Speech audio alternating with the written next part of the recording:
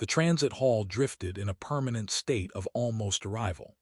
Ships slid in and out of docking rings like tired thoughts. Gravity hummed just a little too loudly, and the artificial sky couldn't decide whether it wanted to be blue or dramatic. I was leaning against a malfunctioning vending unit that insisted on offering me nutritional vapor instead of coffee, wondering if starvation was faster when the music started. It wasn't supposed to. Someone somewhere had activated an ancient Earth cultural package, and suddenly the air filled with a soft rhythm, strings and brass stitched together by nostalgia. A few beings paused. Most ignored it. I noticed her because she didn't. She stood near the edge of the hall, motionless amid the flow, as if the crowd had learned to curve around her out of instinct. At first glance she looked human enough to make my brain lazy about it. Tall and pale and calm in a way people usually weren't when transport delays hit the 3-hour mark. Then I noticed her ears, long and elegant, tapering back along her head like a secret she wasn't advertising but wasn't hiding either. I told myself not to stare. I stared anyway. She was alone, and somehow that felt louder than the music. The vending unit beeped again, offended by my lack of appreciation. "No," I muttered. "I do not want strawberry-flavored oxygen." That was when she glanced at me, eyes dark and unreadable, and for reasons I still cannot defend in any court or tribunal, I smiled. The music shifted, looping into something that almost resembled a dance. Almost. I straightened, adjusted my jacket, because apparently I thought fabric confidence would save me, and walked over before my better judgment could file an appeal. "Hi," I said, immediately regretting the word choice. This is going to sound strange, but everything here sounds strange, so I'm hoping that evens out. Her expression didn't change. I continued. "Would you like to dance? Strictly recreational, low expectations. I step on my own feet occasionally." Around us, something changed. I didn't notice the sudden stillness at first, or the way nearby conversations died mid-syllable. She looked at me as if I'd just offered her something fragile. "A dance," she repeated softly, testing the word. "Yes, or we can just sway awkwardly and pretend it's intentional. I'm flexible." A pause stretched, long enough for me to consider faking a medical emergency. Then slowly she inclined her head. "I accept." Her voice carried a weight I couldn't place, like gravity pretending to be polite. I offered my hand. She took it, cool and steady, and when we moved, the station didn't explode, alarms didn't scream, and no one died. Which at the time felt like a reasonable definition of success. I laughed, nerves leaking out of me. "See, not so bad.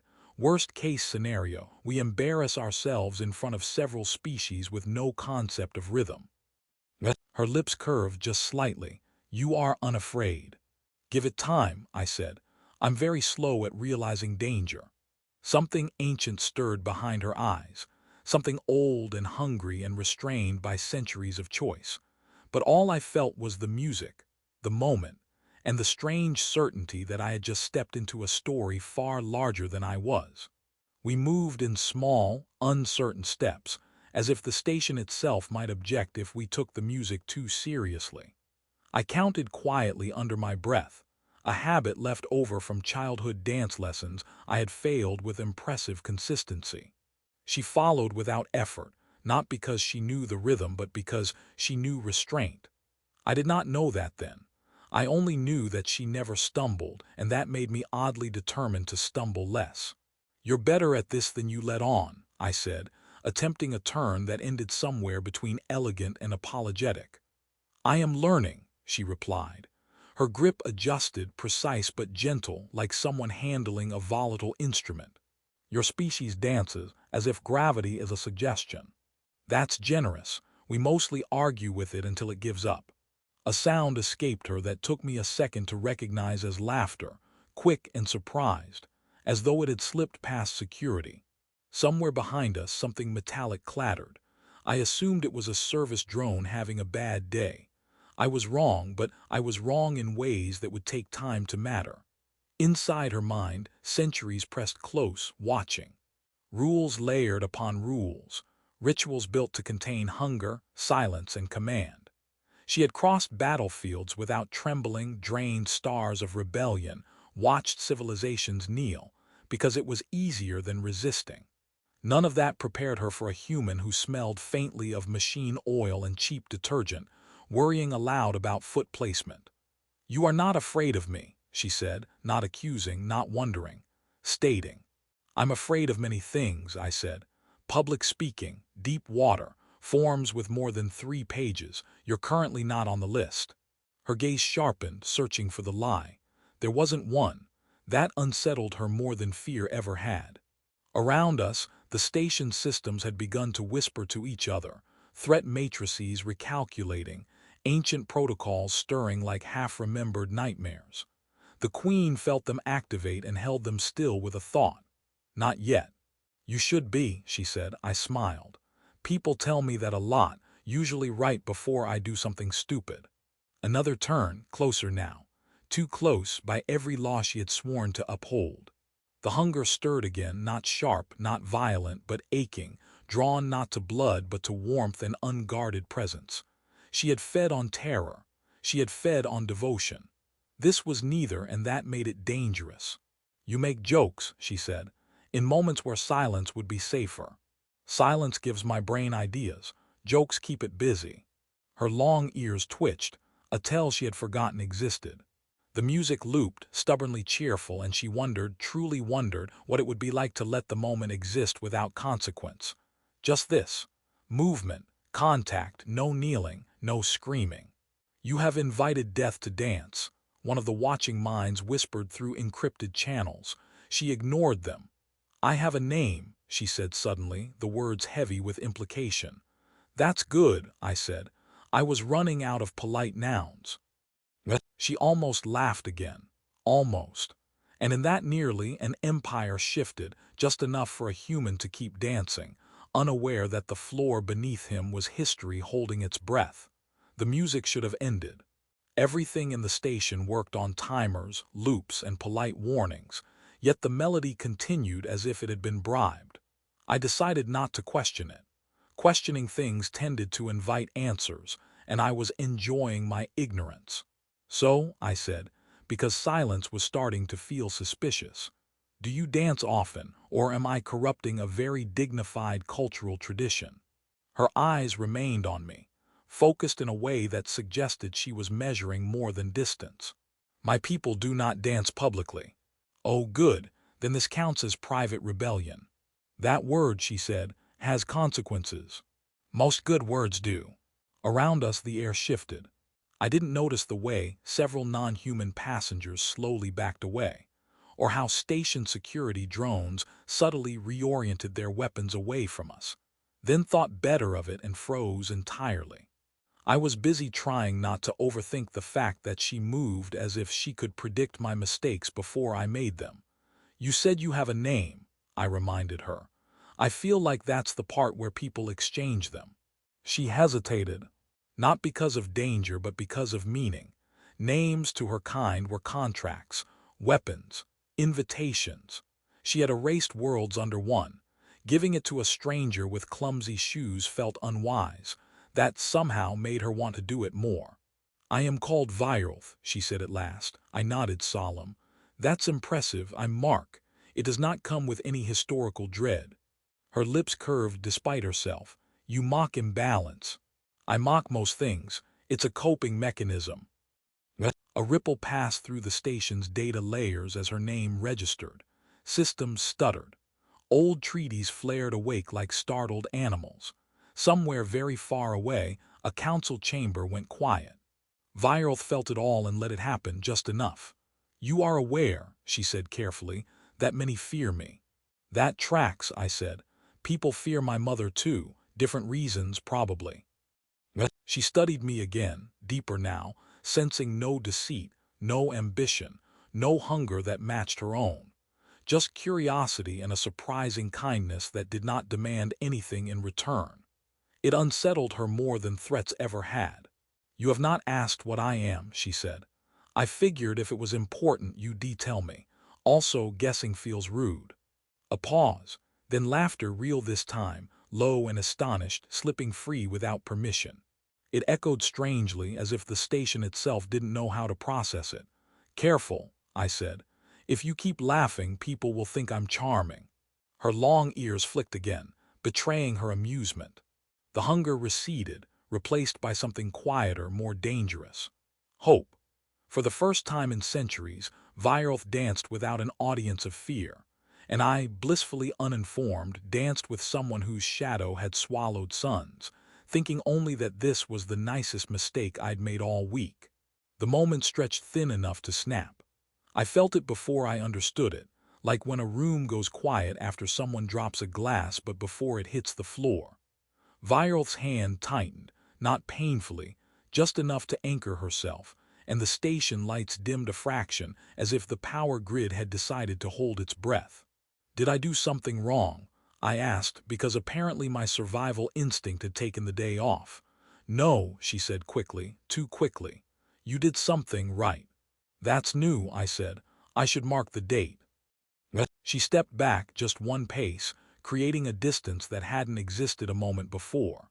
The music faltered, skipping a beat like a nervous heart. I noticed, finally, that several meters of empty space had formed around us, a perfect accidental circle. I waved weakly at a nearby insectoid traveler. It did not wave back. It did not blink. "Okay," I said. "Either I smell worse than I thought or something interesting is happening." "You are standing very close to danger," she said. "That explains the career choices." Her gaze flicked to my neck, then away. The hunger surged again, sharper now, offended by restraint. She felt it coil through her, ancient and patient, reminding her of what she was owed by the universe. She had denied it wars. She could deny it this. She had to. "I must stop," she said. "Oh," I said, trying to sound casual while my chest did something unpleasant. "Sure, we can stop, or sit, or pretend this was a very elaborate greeting ritual." She almost reached for me again. Almost.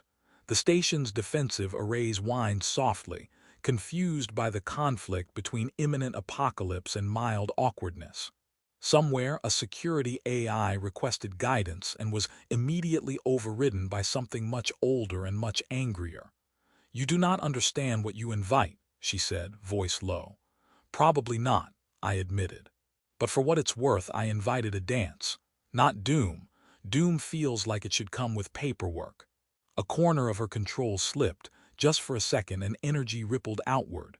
My hair stood on end. The vending unit behind me finally gave up and exploded into steam. "See," I said, "that thing was threatening me all day." She laughed despite herself, then caught it, as if laughter were a dangerous substance she'd nearly spilled. The hunger recoiled, confused by humor, dulled by sincerity. She realized then that this human wasn't a temptation. He was a choice. "I cannot be near you much longer," she said softly. "Understood," I said. "For the record, this still counts as the highlight of my week." Her long ears tilted back, an expression of something like regret. She inclined her head, a gesture usually reserved for emperors and endings. The music finally stopped. As she turned away, the circle broke, the station exhaled, and history adjusted its footing. I watched her go, unaware that an empire had just learned how close it came to changing everything, and that it still might. I did not expect her to come back. That would have required optimism, or at least pattern recognition, neither of which I was strong in. I was still standing where the dance had ended, hands in my pockets, watching a repair drone scold the remains of the vending unit, when the air shifted again. This time the station didn't try to hide its reaction. She stopped a few steps away from me, posture perfectly composed, control locked down so tightly I could almost hear it creak. "You did not leave," she said. "I considered it," I replied. But then I realized I had no idea where I was supposed to go, and panic lost to laziness. "A beat, you are reckless." "Only socially." Her eyes softened, then hardened, then settled somewhere in between. "You deserve truth." "Most people say that right before giving me bad news," I said. "Just so you know." "I am Virolth of the Nocturian throne," she said. "Queen, sovereign, the one your species calls a vampire." There it was. The word landed and waited for me to react properly. I felt it roll around in my head, bumping into images from bad movies and worse documentaries. Okay, I said slowly. Follow-up question. The cape thing, is that optional? She blinked once. The station's threat monitors spiked in confusion. You are not afraid, she said again, but now there was disbelief threaded through it.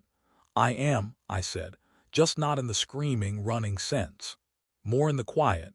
I should probably rethink my life choices since. Her control faltered.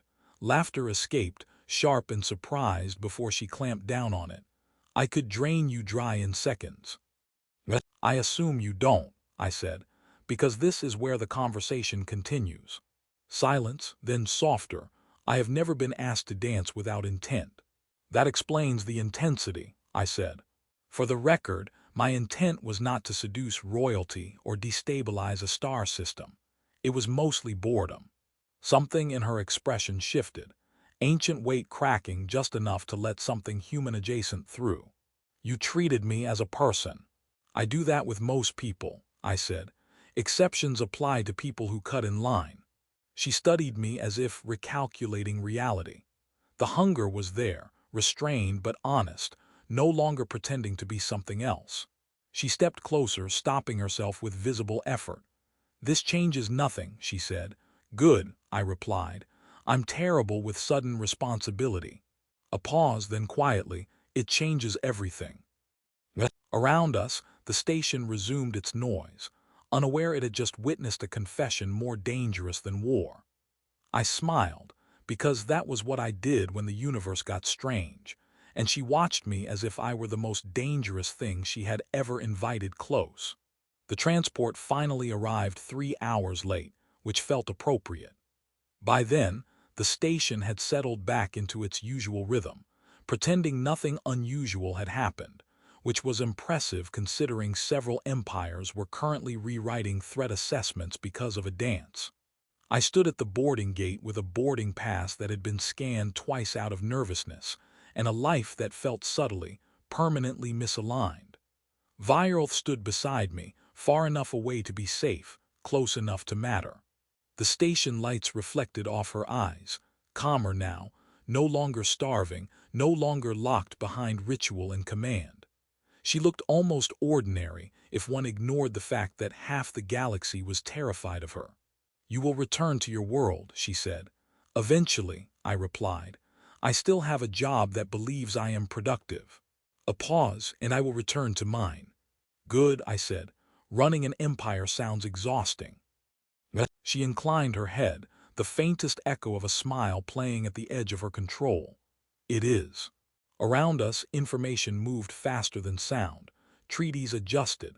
Fleets powered down instead of up. The Queen had issued no commands, yet everything had shifted. Fear had lost its monopoly. Curiosity had slipped in through a crack she hadn't known existed. You have altered nothing, she said, repeating the old lie. Glad to hear it, I said. I'd hate to think this was my fault. She stepped closer, close enough that the station systems flickered in protest. She stopped herself because she could now. That was new. You reminded me, she said quietly, that restraint can be chosen, not enforced.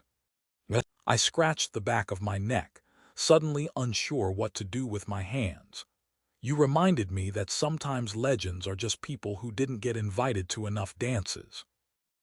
Her laughter came easily this time, unguarded, and the hunger dissolved into something steady and livable.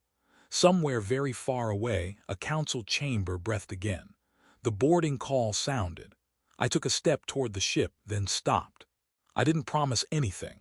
Neither did she. That felt right. As I walked down the ramp, I realized I wasn't the same man who had leaned against a broken vending machine hours earlier. I had learned that fear was not the absence of danger, but the absence of connection, and that sometimes the smallest gestures carried the greatest weight. Behind me, Vyrolf turned away, already reshaping her rule, already imagining a future where power did not require solitude. Ahead of me waited an ordinary life, now expanded by the knowledge that the universe could change because someone asked, simply and without fear, to dance. The doors closed, the ship lifted, and somewhere between the stars, a vampire queen smiled at the memory of a human who had treated her like a person, and a